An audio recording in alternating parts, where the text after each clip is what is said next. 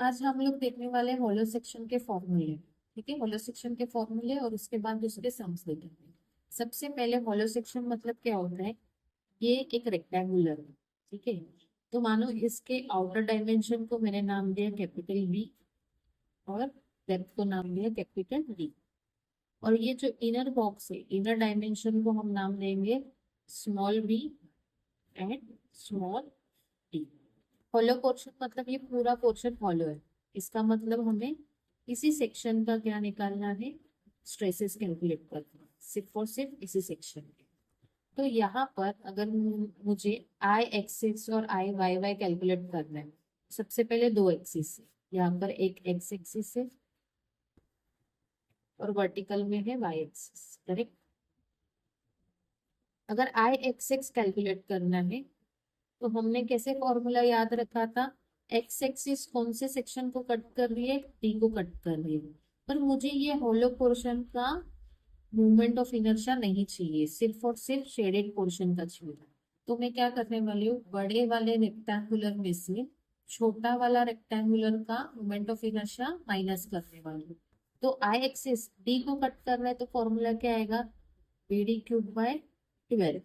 बड़े वाले रेक्टेंगुलर का moment of inertia minus small वाले रेक्टेंगुलर का मोमेंट ऑफ इनर्शिया। सेम हम लोग आई वाई वाई के लिए भी देखेंगे। क्या फॉर्मूला आएगा, वाई किसको कट कर रहा है, बी को कट कर रहा है, जिसको कट कर रहा है उसका क्यूब। तो फॉर्मूला क्या आएगा, D B cube by 12 minus small d B cube by 12। Okay. अगर इसका एरिया देखोगे, सेम लॉजिक, बड़े वाले रेक्टेंगुलर में से छोटे वाले रेक्टेंगुलर का एरिया क्या करना है, हमें माइनस करना है। तो capital B into D minus small b d. अब यहाँ पर इसका y कैलकुलेट करते समय कैसे याद रखोगे, हमेशा y क्या रहेगा, न्यूट्रल एक्सिस से लेके बॉटम तक के डिस्टेंस को हम लोग y बोलेंगे। तो y क्या रहेगा, ये पूरा d है, तो हमेशा d का हाफ। मैंने क्या सिखाया था, जिसका क्यूब उसका हाफ, d/2। यहाँ पर भी y क्या आएगा, जिसका क्यूब उसका हाफ। कैपिटल इसके लिए लिया क्योंकि आउटर मोस्ट डायमीटर के आउटर मोस्ट डायमेंशन के लिए ही y कैलकुलेट करेंगे। तो यहाँ पर भी b/2 आएगा और यहाँ पर d/2 आएगा, ऐसे याद रखो। अगर सर्कल के बारे में बात करेंगे तो सर्कल में मोमेंट ऑफ इनर्शिया क्या रहेगा, दोनों का सेम। एक्स एक्सिस और वाई एक्सिस का मोमेंट ऑफ इनर्शिया क्या रहेगा, सेम रहेगा। ठीक है। ये टोटल कितना है, ये कैपिटल डी है और internal diameter is small D. तो इसका मोमेंट ऑफ इनर्शिया की बात करूंगी मैं, अगर आई एक्सिस और आई वाई वाई दोनों क्या रहेंगे, सेम।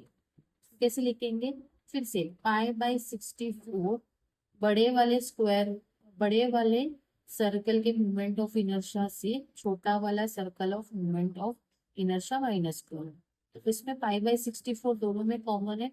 फाइनल फॉर्मूला तुम लोग यही याद रखो, π/64 को कॉमन लिखा, d⁴ minus small d⁴। Area में क्या रहेगा, बड़े वाले सर्कल के एरिया में से छोटा वाला सर्कल का एरिया क्या करो, माइनस करो, जस्ट बिकॉज तुमको शेडेड पोर्शन का मोमेंट ऑफ इनर्शिया और एरिया कैलकुलेट करना है। सेम π/4 फिर से क्या करो तुम लोग, यहाँ से कॉमन निकल, d² माइनस d²। अच्छा, इसके y की बात करूंगी तो क्या रहेगा, हमेशा एक्सिस से बॉटम तक का डिस्टेंस। ये पूरा अगर डायमीटर है तो ये कितना रहेगा, d/, यहाँ पर y कितना आएगा, d/2। अगर स्क्वायर वाले की बात करूँ तो स्क्वायर वाले में तुम लोग को तो पता है कि बी और डी क्या रहेगा, सेम। एक्स एक्सिस और वाई एक्सिस दोनों अलग कैलकुलेट करने की जरूरत नहीं है, क्योंकि बी को डी लिखो या डी को बी लिखो, दोनों की बात सेम है। बराबर। तो दोनों का मोमेंट ऑफ इनर्शिया क्या रहेगा, same. b⁴/12 minus minus small b⁴/12, या इसके डायमेंशन को नाम दिया, आउटर वाले को कैपिटल बी और इनर वाले रेक्टेंगुलर स्क्वायर को नाम दिया स्मॉल बी। ओके।